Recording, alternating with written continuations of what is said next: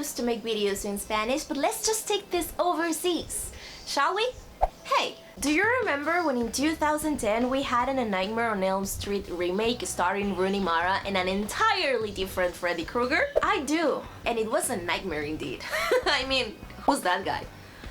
This film is the perfect example of why Hollywood movie-making people need to be a little bit more careful at the moment of selecting stories to remake, because sometimes we don't need them.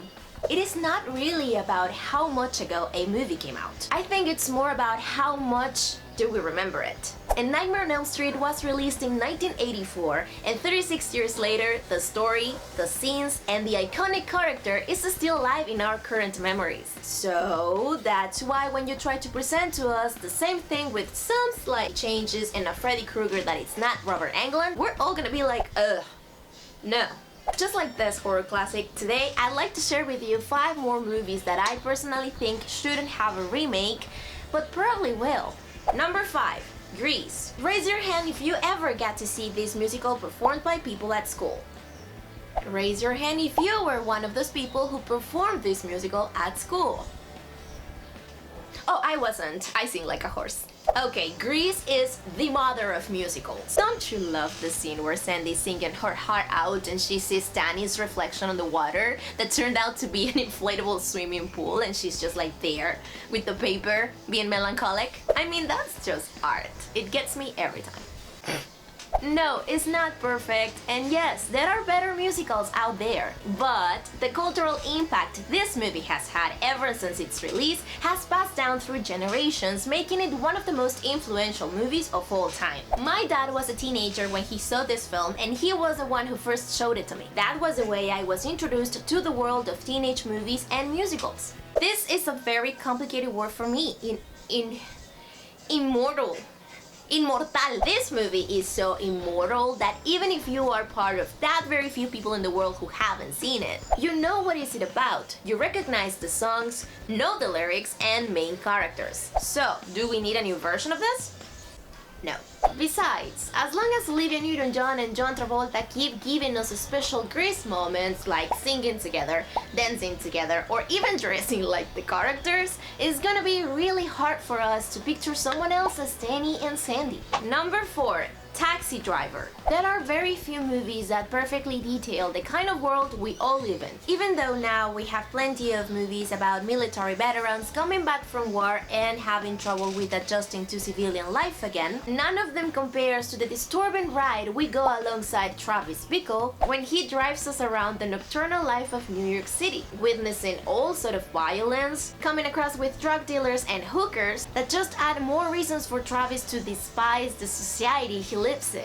There are so many challenging things to go through in case somebody dared to do a remake, starting from the fact that it would have to be on the same level of Martin Scorsese's directing style. But for me, the real deal is when we talk about performances. The level of acting presented by Robert De Niro is iconic, unforgettable, and one of the best in history. And what about Jodie Foster? She was only 13 when for the first time she was asked to create a character that wasn't herself, and that's how she turned into a prostitute and nailed it. So, with such performances still alive in all of our memories, would it be a good idea to try to remake them? No. Number 3. The Breakfast Club. Do you remember when 2 minutes ago I said Grease was the mother of musicals? Well, I could spend so many hours talking about how this movie is the mother of teenage movies. One of the reasons why it was so successful when it came out was because it showed us a very different side of teenage stereotypes. The criminal, the princess, the athlete, the brain, and the basket case were already well-known characters because they had been seen in previous coming-of-age movies. But what it made The Breakfast Club so outstanding is that it allowed us to get to know these people beyond the stereotype. There are moments in the film where these kids open their hearts and express their fears, insecurities, and all of those thoughts and feelings they are forced to hide because of their school reputation. Nowadays we have many movies that talk about these topics, exploring lives of teenagers. And that's why I think a Breakfast Club remake wouldn't really make a huge impact. What it once was an innovation in the development of young characters, today it would feel just very cliché. And we cannot think that about the story that pretty much redefined the genre. So, it is a Breakfast Club remake a good idea? Nope. Number 2, the Rocky Horror Picture Show. Look, I know there's this version Fox did a few years ago, but that wasn't a movie, was it? It was. Okay, this video is about remaking movies for movie theaters, okay? Okay.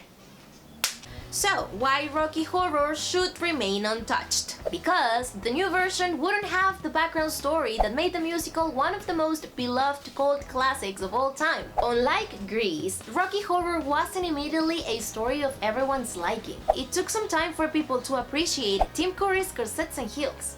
Besides, the story is bizarre at first sight because it takes us to an upside-down world where normal is weird and weird is normal. Basically, the movie is just saying, hey, it's okay to be different. But, you know, 1975 audiences were so scandalized by the idea of sexual freedom that seeing homosexuality, bisexuality, transsexuality, and so on was just too much for them. Thankfully, the movie gained popularity at the late-night screenings where outsiders, LGBTQ community, and open-minded people could gather and enjoy the movie while making their own performances of the songs and dance sequences. The reason why the story means a lot today is because back in the 70s, what it was called shocking and transgressive also inspired many people to show themselves as who they really were. So, the world presented by the Rocky Horror Picture Show is actually the kind of world we are trying to live now. The fact that now we are totally okay with everything the musical presents is the main reason why this movie is not as needed as it was 4 decades and a half ago. So please don't remake it, we get the message. Number 1. Back to the Future. Did you hear about Tom Holland being in talks for a possibly remake of this? I was like, oh dear god, no. Actually, there's nothing to be worried about yet. Even if someone's out there right now trying to make it happen, the thing is they can't do anything without Robert Zemeckis and Bob Gale's authorization. When the director was asked about this, he said, and I quote, "Oh dear god, no. That can't happen until both Bob and I are dead. And then I'm sure they'll do it, unless there's a way our states can stop it. So let's just take a deep breath for now and hope they live forever." Why this movie shouldn't be remade?